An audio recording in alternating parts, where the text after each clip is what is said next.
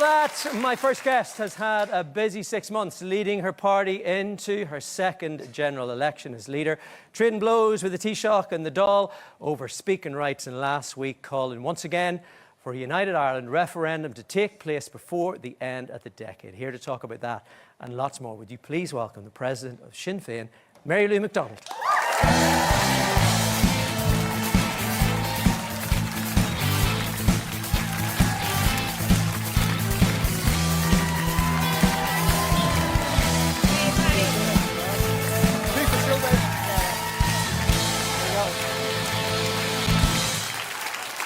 Welcome to the show. Thank you, Paddy. It's lovely to have you here. We've lots to get through. Before we start talking about stuff in Ireland, Pope Francis' funeral tomorrow. I know that you have said that he was a vital voice for peace in the world. How significant is his loss, do you think? Well, I think we can safely say that the world has lost a very, very good man, and is the poorer place for it. I mean, for me, he was very much a champion of the poor. Even the choice of the name Pope Francis, you know, he pinned his colours to the mast earlier on. He was for the underdog, the excluded. He rang Gaza City every evening. Imagine that, even when he was really, really sick and struggling himself. And that, I think, above all other gestures, told the world who he was. So tomorrow he will go to his rest, and I only hope that whoever his successor is follows in the same train. In another world, you could have been going tomorrow to that funeral as Taoiseach. Yes. It didn't work out. You didn't become Taoiseach. Why do you think that was? Well, simply put, we didn't get enough votes. I mean, that's how elections work, Paddy. Yeah, You know, you put forward your candidates, take a note there. You put forward your candidates, you set out your platform. I think lots of things. I mean, obviously, we've reflected on this since the election. It was disappointing. I'm disappointed still that we have now the same government, rinse and repeat, rinse and repeat. I still believe that we can have a different government. I'm still determined to work to make that happen. But we learned lessons from the last campaign. We have to learn them. We have to not repeat any mistakes that were made. And we just need to convince more people that they can have a better government and that we can lead them. Would you have done anything differently, looking back? Of course I would. I'd have won. I mean, that would be the main difference. I mean, look, in this work as an activist, as a political leader, every day is a school day, every campaign is different.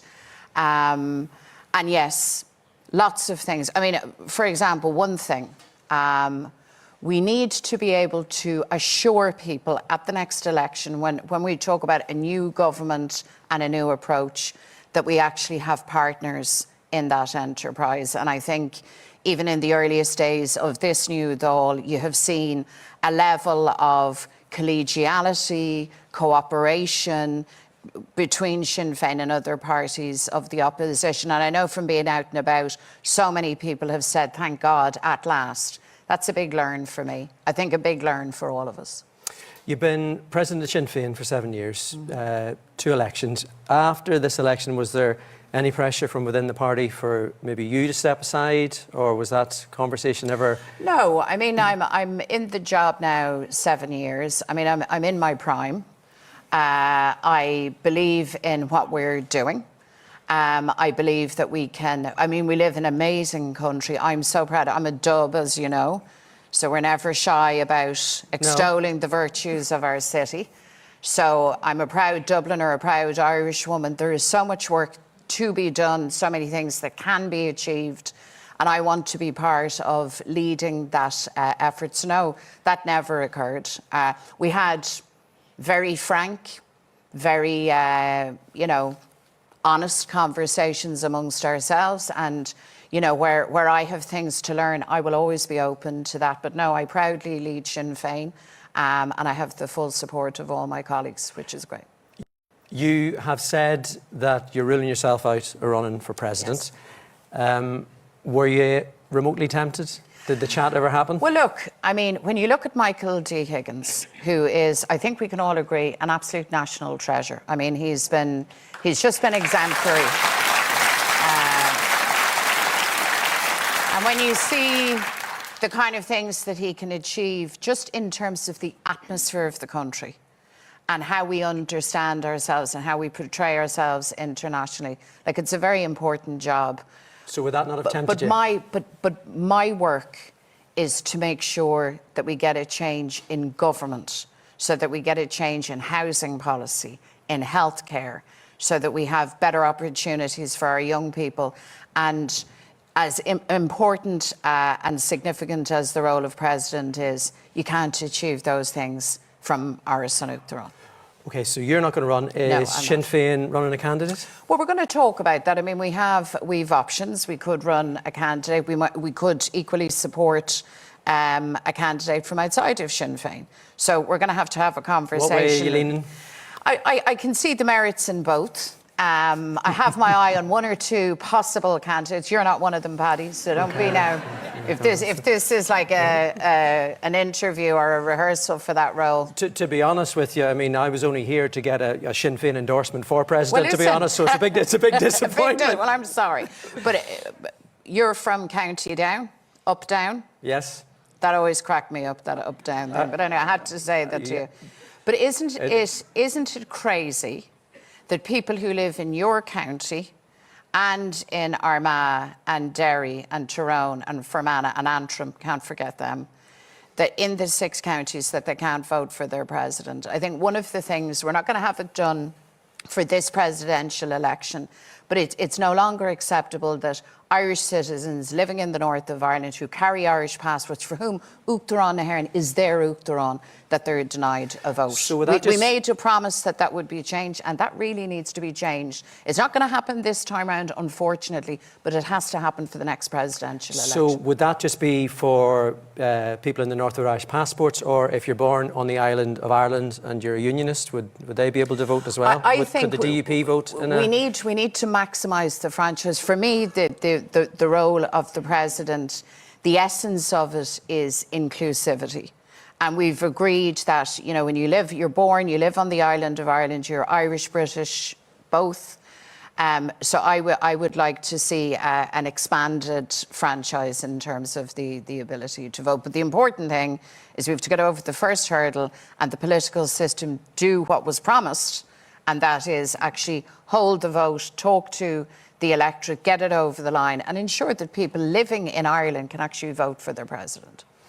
Sinn Féin didn't go to Washington this year. When we had Michelle O'Neill on last year, yeah. She said the reason why Sinn Féin were going was because without dialogue, there's no peace. Mm-hmm. Has that policy changed? No, that remains the essence. You only achieve things in life by dialogue, by talking to people. We know this. So why do you not all go? of our history. So when the American administration declared openly and publicly that they had changed policy to the extent that they were going to evacuate Gazans from the Gaza Strip, annex all of that land and turn it into, I think, a kind of a Riviera resort, that for us was just a step too far, a bridge too far, and had to be challenged. By the way, still has to be challenged. You were calling for the Taoiseach to challenge Donald Trump when he went. Would it not have been better to maybe have you there as well as backup and tell him that? So here's the thing. Unfortunately, we talked about the general election. I'm not the Taoiseach. I'm not the Taoiseach. Had I been the Taoiseach, I would have done precisely that. But St. Patrick's Day in the White House and the series of events that are run, sure, the rest of us, you have access to the administration, but it is essentially a meeting between the President and the Taoiseach, and the Taoiseach speaks for all of Ireland and for all of us on that occasion. So uniquely, it is only the Taoiseach who can really bring that message directly. So for us this year, and bear in mind we have deep roots in the United States, profound and enduring relationships which will last. But for us this year, that pledge in terms of Gazans, a refugee population that have been bombarded, brutalised, that are facing genocide. We believed this was our way of marking our protest and making our view, and I think the view of the vast majority of Irish people, clear in our way. I want to ask you about something that's been in the news recently. Sinn Féin are facing a ban this year from the Trans Pride March after your health spokesman, David Cullinane, tweeted that the UK Supreme Court ruling on the definition of a woman was a common sense judgment and that the Republic needed to consider it. He then deleted that tweet and he apologised. Now, like some Irish families, I know this is personal as well as a political issue for you. Where do you stand on this? So just in terms of David, the great thing about social media is that it is immediate and fast and reflexive. And the problem with social media is also that it's immediate and fast and reflexive. And I don't think 140 character tweets on issues that are sensitive and complicated and so on serves well. And but he is a health spokesman. He should know what he's putting out there, no? Well, I mean, it was his tweet, and yeah. I think he subsequently has explained his position. Look, for me, and you rightly said, Paddy, this isn't an abstract issue. Simply, I have a trans sibling, and I love my sister. She's compassionate and clever and accomplished, and she's loved beyond measure and unconditionally. And I want her to live a full, authentic life. And I want that for every human being. And I want us to live in a society where that's possible. So the first thing in discussing any of the issues around this, we need to have the right atmosphere. And we need to reassure each other that we're starting from a position of respect. If we don't have that, we can't have the conversation to clarify, to reassure, and to straighten out the issues that need to be addressed. So for me, I look across to Britain, you look further afield, and you see a really toxic, divided, divisive approach to issues that can't be solved in a hostile environment. They need qualities of calm and respect, and I think that's who we are as Irish people. They also need decisions, though, as well, Absolutely. Don't they? So, I mean, in terms of that decision, has that changed Sinn Féin policy on this? Well, no. I mean, the decision has to be studied. It'll have an implication north of the border. What implication south of the border in terms of courts' rulings, we don't know at this stage. But certainly the first decision has to be that we work for equality, for inclusion. And by the way, the rights of everybody can be protected and maintained. We shouldn't have to select individuals, women, men, trans women, trans men. Everybody has to have their rights respected. And I believe that we can get to that point in a fair way, in a balanced way, that brings reassurance to people. I want to talk to you about North and South. At the weekend, you said you believed a United Ireland referendum will happen before the end of the decade. We both know the only way that can happen under the Good Friday Agreement is if the Northern Ireland Secretary of State calls that referendum. Recent poll, Irish Times, Aaron's Project says 34% in the North favour it. How is that going to change in 5 years? So this is something that I have consistently raised with the British government and recently with Hilary Benn, the Secretary of State that you instanced.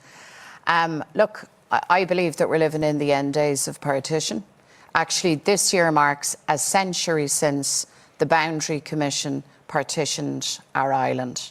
So a century ago, people in Tyrone, in your own home county of County Down, woke up one morning and everything had changed for them and they had been left behind.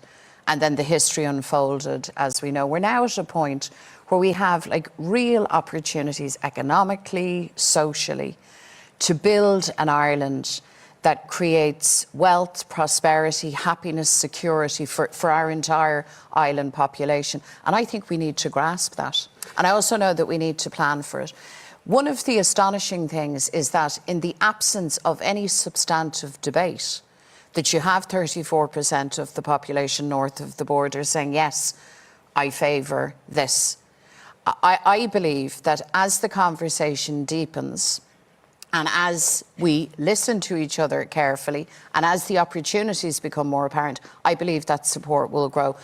But the government here in Dublin has to lead that. They can't bury their heads in the sand. I understand that. You know, you're talking about all of these things that, you know, how people's lives are going to change economically. When I was growing up in the north, you know, we had Maggie Thatcher telling us that we'd be better off under Britain, and it didn't change any nationalist... Well, nobody was better off under Maggie Thatcher, Paddy. My God. Exactly. Jeepers. Exactly. But my point is that the nationalist community there didn't buy the fact that if there was a bit more money in their pocket, that they'd happily be British. This is a hearts and minds thing. And if you are DUP and you don't think you're British and you know you're British, you have to persuade them. So, of course we do. Of course we do. And that's on the one hand the great challenge of this process, but that's actually what makes it interesting. That's what makes it exciting. And by the way, if you are British in a partitioned Ireland, you will be British in a united Ireland. That's who you are. That's your identity. We're not trying to challenge that. But I'm saying very directly that this island, this entire economy, is better off as a single unit. And there's evidence of that already. I mean, in the time of the Good Friday Agreement, the all-Ireland trade was somewhere in the region of about 2 billion. It's now, what, about 14 billion all those years on. The border is a liability for us. We have unfinished business, and I think we should have this as a national project, that we reconcile, we unite our island, and we build a place where our young people, all of them, whatever their background, have their right chance here at home, and that we're not seeing them on Skype or whatever down in Sydney or Melbourne or Perth. But if you're sitting in Newtownards or Ballymena and you don't want to have the conversation, you know, is it not up to you now to set out what it's going to look like to start the conversation? Instead of saying, we need to have it, say, this is what we think it's like. We've been thinking about it for a long time. It's our aspiration. Here you go, guys. This is what it's going to look like. What do you think? Yeah, I think there's a balance in that. Of course, on the one hand, there's an onus on us. So when we talk about, for instance, healthcare, access to healthcare, and how you partner up services north and south, and how that works for people if you're suffering from cancer, if you've got a sick child, in real practical ways, what an all-Ireland approach does and means. We have to set out our values, all of that stuff. But we how British would Ireland have to be? But we also have to be clear that I'm not going to hand down on tablets of stones, this is how it shall be. No, but you could maybe hand over on a sheet of paper how it might look. Let's chat. Yeah, absolutely. And to have the chat, you have to have a defined democratic space where that chat happens. And the only people who can actually open that door and set out that space is the government in Dublin. I remember when Brexit happened, and we were all worried, naturally.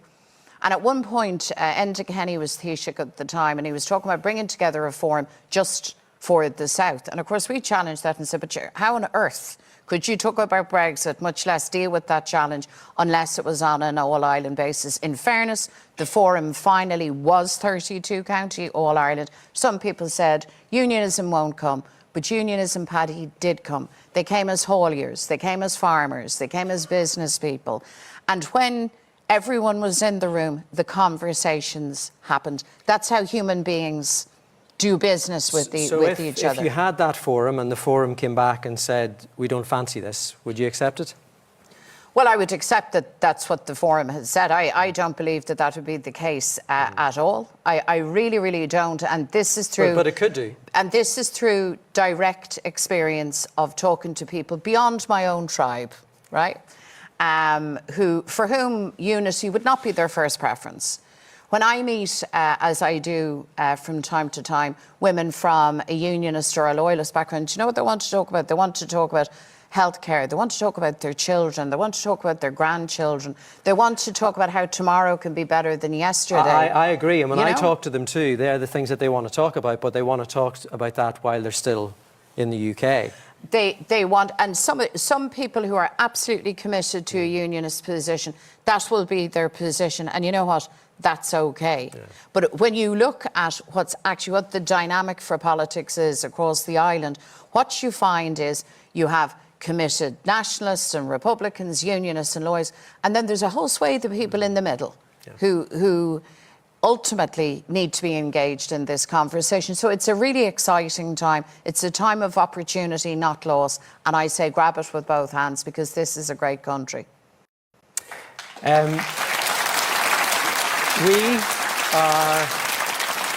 We're almost the same age. We both lost parents in the last 12 months. I'm sort of in the early stage process and stuff. Where are you on that journey after losing your dad? Yeah, still processing it, to be honest with you. So, and I'm sorry about your mum. Oh no, thank you. Yeah, that's really, really hard. I had a complicated relationship with my dad. So, and initially when he died, I couldn't figure out, did that make it harder or did it make it less hard?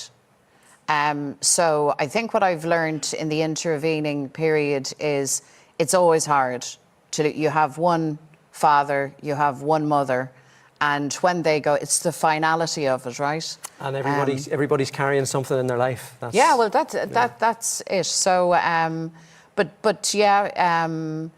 kind of did my best always to have a relationship with him. I didn't always succeed. That's the truth.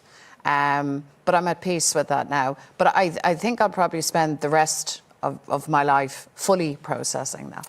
It never stops. Yeah. It never stops. You are the leader of the opposition. There's been a fair wee bit of opposition in the Dáil since it came back. It resumes next Tuesday. Where are we on the speaking rights? Do you think things are going to calm down a bit? This is now my 4th Dáil term, and I thought I had seen it all until I discover I hadn't. So imagine this, that Michael Lowry, resurrected Lazarus-like, the key man in forming this government and the guy that they all believe they have to keep happy. So that was one thing that I did not predict. And then we moved to the crazy situation of suggesting you could be in government and opposition at the same time. So, of course, as the opposition, we couldn't tolerate that. And it wasn't really about who got how many minutes.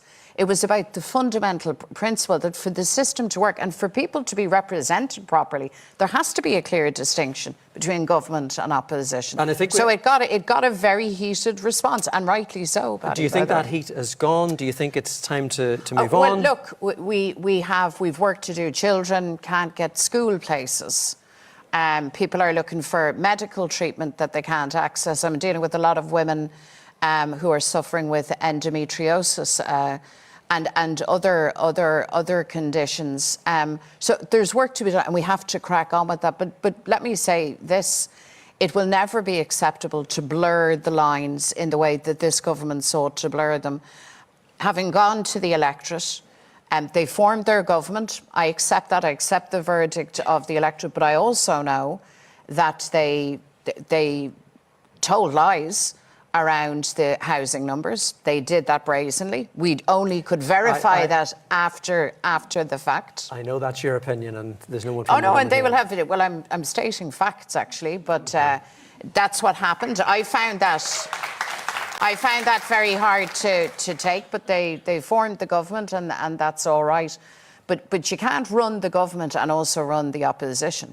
That's never going to be okay. And I would hope, after the next election, whenever that is, when we go to what I hope will be a new government, I hope that respect for those distinctions will be reinstated. Look, I know that that's your opinion. The government, of course, will have another opinion. You're very diplomatic. I am very diplomatic. Balance. Do you want to? You can change your mind on that presidential nomination anytime you want. No, I didn't think you were. Look, thank you so much for your time, for coming in to see us tonight. One more time, Mary Lou McDonald. Thank you, Sam.